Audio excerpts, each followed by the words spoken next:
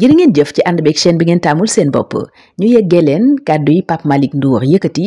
gannaaw li ko Ousmane Sonko waxal ci mbiram Prodac bi mu ne moo waral ñu placé ko sous bracelet électronique maanaam taqal ko lamu tànk bi tax fu mu nekk yoon mën koo xam waaye itam ñuy yemale ana fan lay dem ak fan lay dikk xam ngeen ne sax boobu bracelet électronique moo ko war a delloo ëllëg pôle judiciaire financier ngir ñu defal ko délimitation bi maanaam wax ko ci yan bërëb la mën a dem ak yan la mënta dem fan la ko yoon tënkam Pape Malick Ndour moomu nag daal dinay yëkkati ay kàddu gannaaw li ko Ousmane Sonko waxal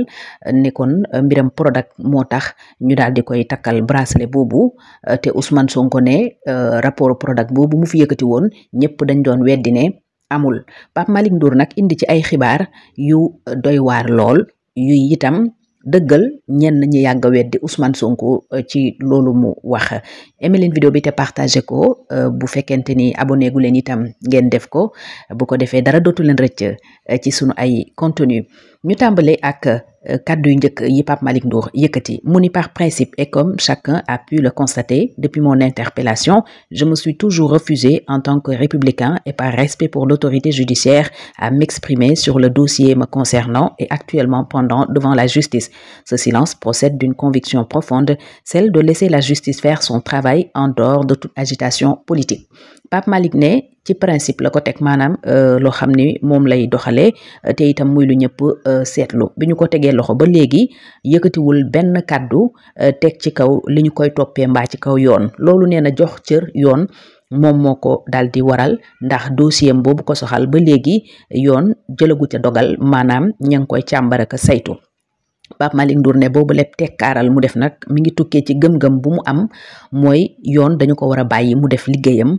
te waruñu ca rax daray politique mu ne cependant après les propos pour le moins surprenants et injustes du président du PASTEF premier ministre en congé qui a déclaré que le dossier évoqué à mon sujet par le pôle judiciaire financier découlerait du fameux rapport de l'inspection générale des finances, je me vois dans l'obligation de réagir. Ces accusations sont fallacieuses, infondées et traduisent une volonté manifeste de travestir les faits. Pape Malick ne waaye kàddu yi nga xam ne nag dara du ca dëgg njiital Pastef yëkkati ko di premier ministre bu nekk ci congé daal di ne pôle judiciaire financier li tax mu takkal ma bracelet électronique rapport Prodac bi moo ko waral muy inspection générale des finances rapport bi mu def mu ne nag faaw mu indi ci ay leeral ndax yooyu tuuma Pape Malick Ndour nee na dara du ca dëgg teguwul fenn te itam li muy wone rek mooy yéene gi Ousmane Sonko am ci soppi li xew dëgg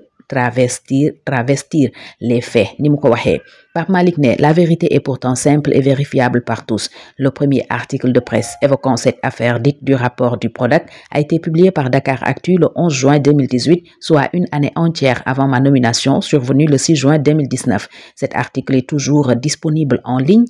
Comment, dès lors, un rapport dont la presse faisait état largement écho un an avant ma prise de fonction aurait-il pu m'épingler Pape Malick ne dëgg gi moo ne day lu simple te itam lu ñëpp mën a saytu la ndax nee na li ci taskatu xibaar yi njëkk a bind muy article de presse bi njëkk a am ci rapport Prodac boobu Dakaractu moo ko fësal fukki fan ak benn weeru juin atum 2018 benn at lataa ñu koo fal mu fàttali ni ñu ngi ko faloon juróom benn fan weeru juin atum 2019 Pape Malick ne article boobu nag ba léegi ku dem ci Dakaractu da nga ko fa fekk mu daal di xamle wala laaj sax ne naka la ab rapport boo xam ne wax nañ ci ñoom taskatu xibaar yi benn at lataa ñu ko fal rapport boobu naka la ko mën a joxoñee baaraam tuuma di ko jiiñ mbiram njuuj njaaj ak luubal ci coowal Prodac Pape Malick teg ci ne il est également utile de rappeler que selon ceux qui défendent la thèse de l'existence d'un rapport de l'IGF sur le Prodac, l'auteur en serait l'inspecteur des finances Samba Laobé Dian. Or, ce dernier est décédé le 1er octobre 2018, soit 8 mois avant ma nomination. Faut-il comprendre que l'on m'accuse d'avoir été entendu et épinglé par un homme disparu avant ma nomination au Prodac? La manipulation frôle ici l'absurde. Pape Malick ne faaw itam ñu fàttali ne ñi wax ne boobu lépp rapport IGF moo ko def ki ko bind mooy inspecteur des finances bi di Samba Laobé Dieng mu ne kooku mi ngi génn àdduna benn fanweeru octobre atum 2018 muy juróom-ñetti weer lata ñu ko fal moom Pape Malick Ndour mu ne ndax kon dañoo war a dégg ci loolu ne li ñu may tuumaal kon dañ ma cee déglu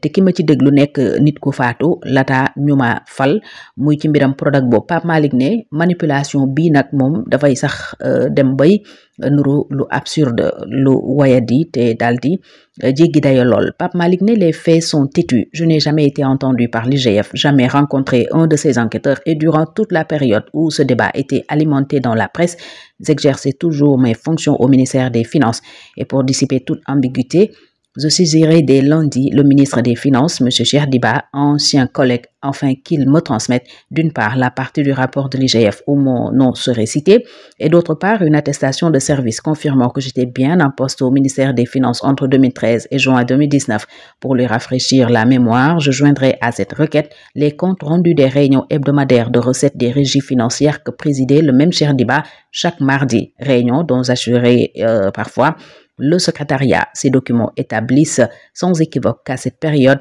je n'étais pas coordonnateur du Prodac, mais plutôt économiste au ministère de l'économie et des finances.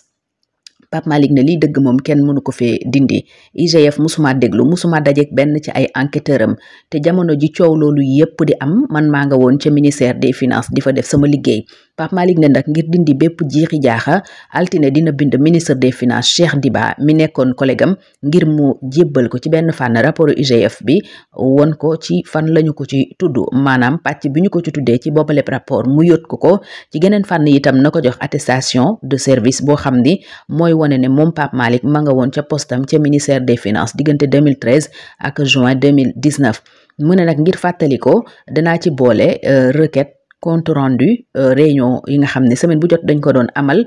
mu soxal la ñuy jëlee ci régie financière yi maanaam ay douane impôt yooyu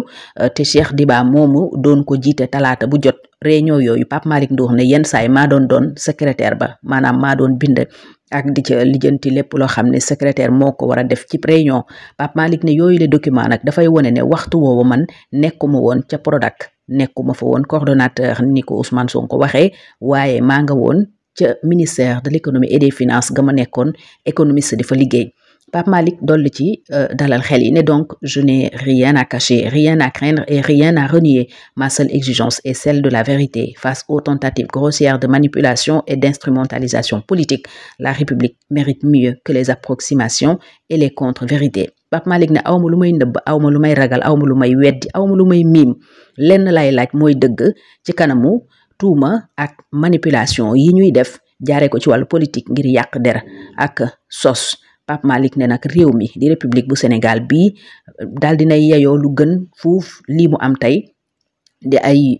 kaddu yu dul dëgg yu fiy jib waaye itam ay nit yoo xam ne daal lu leen seen xel jox rek ñu jàpp lool di def ay approximation. Pape Malick ne pour finir je tiens à rassurer tout le monde, je n'ai rien à me reprocher et je fais pleinement confiance à la justice de mon pays que j'ai défendue hier et que j'ai le devoir de respecter et d'honorer quelles que soient les décisions qu'elle prendra me concernant. Pape Malick ne ngir jeexal damay dalal xelu ñëpp awma dara loo xam ni mën naa ko ragal ci sama jëmm lu ma mën a tuumaal sama bopp mbaa luy war a tax may tiit mu ne itam mi ngi wéy di wóolu justice su réew mi nga xam ni moo di Sénégal te mu am moom wareefu défendre boobale justice jox ko gëdd mu ne it défendre na ko démb waaye dafa am wareefu daal di koy sargal ko te jox ko gëdd gi war ak nag bépp dogal bu mu mën a jël jëme ci moom Pape Malick Ndour mi daal di yëkkati yi kàddu yi weddi ci li ko premier ministre président Pastef Ousmane Sonko waxal démb ca terrain meeting ba mu doon amal ca parkingu stade Léopold Sédar Senghor soxal mbiram Prodac bi Ousmane Sonko ne ñu bare ngi doon weddi kàddoom yemu ni woon rapport am na te loolu firnde gi nee na mooy ci rapport boobu la yoon sukkandiku pôle judiciaire financier ba takkal bracelet électronique Pape Malick Ndour muy lamu tànk bi ko yoon gàll keroog àjjuma te war ko yóbbuwaat ëllëg altine ca pôle judiciaire financier moomu ñu daal di koy waxal fan la mën a yem délimiter ko bërëb yi nga xam ne ca la mën a dem ak yemu mënta dem. kon lii mooy li ñu leen doon yeggee ci mbiram Prodac boobu ak coow la ci jib diggante Ousmane Sonko ak Pape Malick Ndour.